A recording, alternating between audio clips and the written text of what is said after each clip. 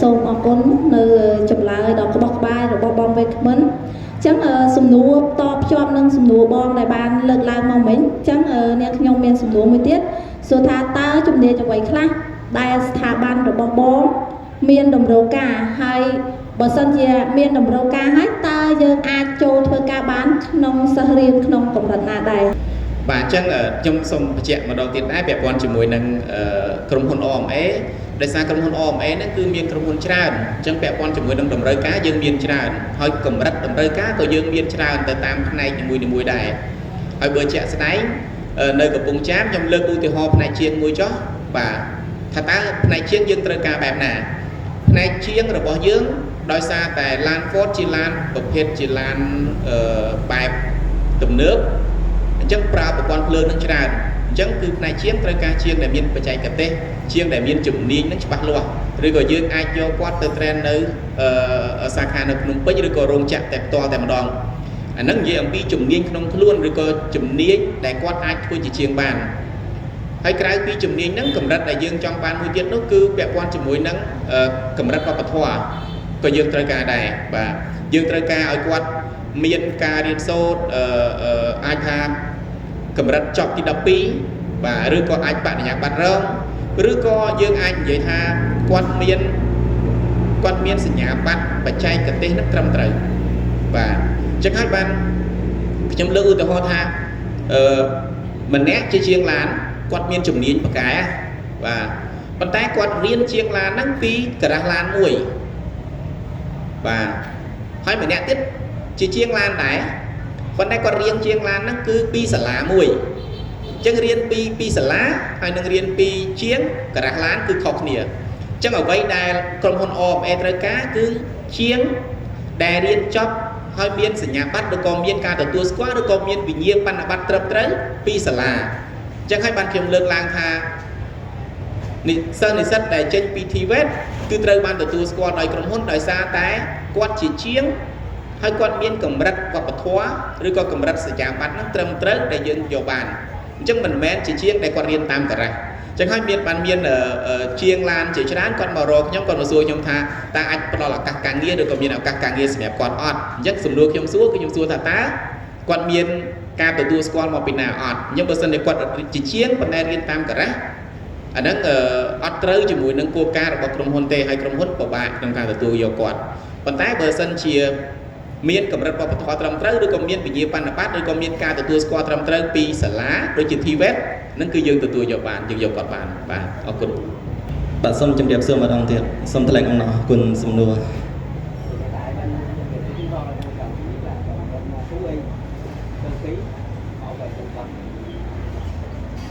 បាទសប្តាហ៍ថ្ងៃក្រុមហ៊ុនយើងខ្ញុំកំពុងដំណើរការហ្នឹងគឺមានខាងជំនាញខាងពេទ្យសាស្ត្រទី1ទី2ទៀតខាងមេកានិកនិងអគ្គិសនី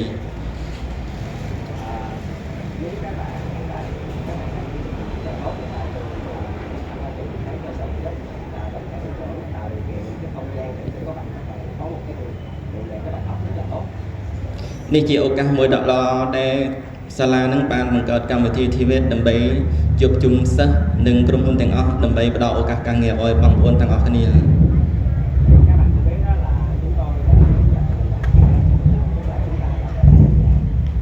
បាទក្រុមហ៊ុនជាមួយនឹងសាលារៀននឹងបានចុះកិច្ចសន្យាជាមួយគ្នាបានស្រាប់ហើយរួចស្រេចហើយ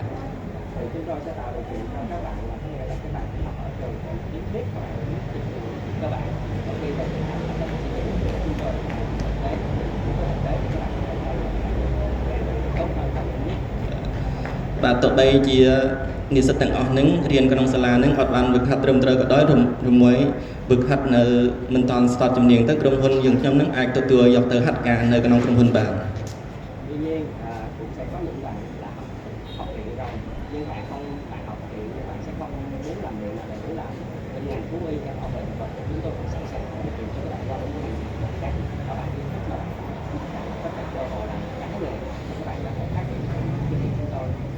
ប្រសិនបើបងប្អូននិស្សិតដែលរៀនជំនាញខាងឧទាហរណ៍ដូចរៀនជំនាញខាងអគ្គិសនីប៉ុន្តែមានចិត្តចង់ធ្វើខាងជំនាញខាងផ្សេងដូចជាភាសាជាមួយខាងមេកានិកនិងក្រុមហ៊ុនអាចលើកទឹកចិត្តដើម្បីបង្ហាត់បង្រៀនបន្ថែមទៀត các bạn có biết rằng các bạn nghe về công ty về công chuối, nuôi bò thì các bạn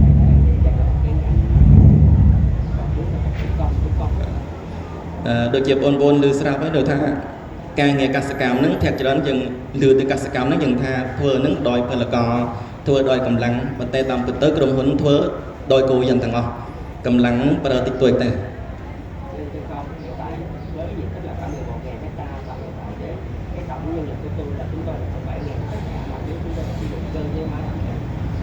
សពថ្ងៃនេះក្រុមហ៊ុនយើងខ្ញុំនឹងមានបុគ្គលិកចំនួន 7,000 នាក់បាទ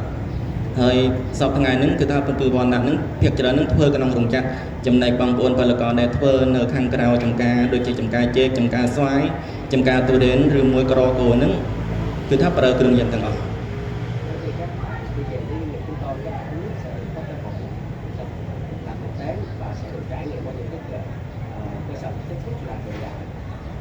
បើសិនបើបងប្អូនចាស់ទៅក្រុមហ៊ុនយើងខ្ញុំនឹងបានអនុវត្តបន្តជាមួយនឹងក្រុមហ៊ុនម្ដងបាទសូមថ្លែងអំណរគុណជាច្រើន ចាសូមអរគុណដល់ក្រុមហ៊ុន Binh Phước អញ្ចឹងកិច្ចបន្តនេះខ្ញុំសូមលោកស្រីម្ចាស់ក្រុមហ៊ុន ចាសួរម្ដងទៀតណោះ ខ្ញុំចង់សួរថាពាក់អាវនេះសិតតែនៅក្នុងសាលាយើងទាំងអស់ហ៎ ចាស៊ីវ័នទាំងអស់កន្លែងខ្ញុំក្រុមហ៊ុនធំធំខាងកាតិចក៏ត្រូវខាងជប៉ុនក៏ត្រូវលក់ឡាន Toyota អញ្ចឹងទី1ខាងតម្រូវការចូលដាក់ពាក្យទៅខាងកាហ្វេក៏បានខាងម៉ាតក៏បានអាហ្នឹងចាំបាច់ហ្មងត្រូវការរៀនឲ្យចេះនៅខាងសាលាហើយទៅរៀននៅខាងកាហ្វេទៀត គឺខាងក្រុមហ៊ុនអាមេរិកគេបរៀនបន្ថែមនេះតែសំខាន់ធ្វើម៉េចឲ្យយើងរៀននៅ TVET សិនជាគោលគ្រឹះរបស់យើងសិនតាំងពីវិជ្ជាជីវៈតាំងពីការអប់រំសិលធម៌ហើយបន្ទាប់មកទៀតបានយើងរើសនៅលើរូបសម្បត្តិទាំងបុរសទាំងនារីប៉ុន្តែមិនមែនថាពីការយើងរើសអើងមែនទេ ប៉ុន្តែសំខាន់យើងចង់បានចេញពីសាលាឲ្យមានវិជ្ជាជីវៈដូចជា TVET ហ្នឹងហើយទៅកន្លែងដាក់ពាក្យនៅកន្លែងខ្ញុំគឺទទួលបានគ្រប់ផ្នែកនៅមានច្រើនផ្នែកមានចេះជាងកញ្ចក់ជាងកក់សក់បុរសស្ត្រីក៏ខ្ញុំត្រូវការឥឡូវហ្នឹងណាចាហើយខាងកាហ្វេដាក់ឥឡូវ ទៅធ្វើតេស្តឥឡូវក៏បានដែរតែសំខាន់ឲ្យច្បាស់ពី TVET សិនយើងត្រូវការតែមនុស្សស្មោះត្រង់សុចរិតភាពការងារត្រឹមត្រូវទៅកន្លែងក្រុមហ៊ុនខ្ញុំ Vanavin Energy គឺទទួលបានឱកាសល្អប្រាក់ខែល្អទៀតអត់មានថាំងទៅរើសអើងអត់មានទេធ្វើម៉េចឲ្យតែស្ម័គ្រចិត្តថារៀនឲ្យចប់នៅ TVET ហើយរៀនបណ្ដា ទៅធ្វើការបដាក៏បានដែរទៅធ្វើការថ្ងៃរៀនយប់ក៏បានចង់ទៅធ្វើយប់រៀនថ្ងៃក៏បានព្រោះកន្លែងយើងបើក 24 ម៉ោងអាហ្នឹងផ្នែកកាហ្វេផ្នែកម៉ាតក្រាសាំងមានហ្គាសហើយចំណែកជាងមិនថារៀនបានឆ្នាំទី 2 ទី 1 ទី 2 ទី 3 អាចទៅធ្វើការបាន ត្រូវការជាងបច្ចេកទេសចាំបាច់ថែម 5 នាក់ទៀតក៏បាន 10 នាក់ទៀតក៏បានដែរចាំបាច់ហ្មងហ្នឹងចេញពី TVET ព្រោះអីយើងបានដឹងច្បាស់ហើយថាចេញពី TVET ដែលចូលទៅកន្លែងក្រុមហ៊ុន Toyota ជប៉ុនគឺមានការងារធ្វើហើយច្បាស់លាស់ជាក្រុមហ៊ុនមួយដែលពិភពលោក យើងប្រាប់ថា Toyota ក្រុមហ៊ុនជប៉ុនបងប្អូនយើងមិនឲ្យស្គាល់ហើយមិនអញ្ចឹងណាជប៉ុនអាមេរិកយើងស្គាល់ហើយណាអញ្ចឹងខ្ញុំគ្រាន់តែប្រាប់ថានោះវាជាក្រុមហ៊ុនធំតែចំណែកទីតាំងផ្ទាល់នៅទីតាំងខ្ញុំផ្ទាល់អាចទៅដាក់ពាក្យបានទៅធ្វើការបានទៅថ្ងៃណាក៏បានដែរឲ្យតែយើងចេញពី TVET នេះច្បាស់លាស់អញ្ចឹងយើងត្រូវការបុគ្គលិកថែមហើយកុំភ័យថារៀនចប់អត់ការងារធ្វើមិនភ័យទេរៀនចប់ទៅកន្លែងខ្ញុំណែនាំបន្តក៏បានដែរឲ្យតែថាបងប្អូនកូនក្មួយរៀនឲ្យចប់ឲ្យចេះមកមានការងារធ្វើពិតជាមានលើកលែងតែរៀនអត់ចេះអានោះបាក់ហ៎ anh nói nhưng vậy cả bất á thi vết mình thẩm bạn nha mình chăng hay là cụ miên phẩm mấy ưu tiên ho ra đài anh bận đất bận con chơi trơn trôi ok nghĩa thôi ở bàn ớt mà chạy cái tê hậu láng tịp xa trong lụa đầu trong cho ca nghe bằng một trắng ca nghe mà chơi cả chẳng khiêm ta tránh thi về thỏng chà dân hiện bán trơn mấy con tay giờ miên cô đảo tại thi về miên cô đảo chùm niên ấy cứ chùm niên nó cho bán màu anh nói cô đảo bao giờ ngày riêng ở chết riêng ở chóp ca nghĩa đang là miên mùa chẳng khi ông còn tại 5 tháng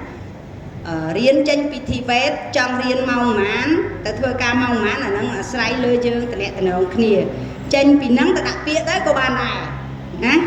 chẳng nơi cái lại nhâm rung trăm ban thầm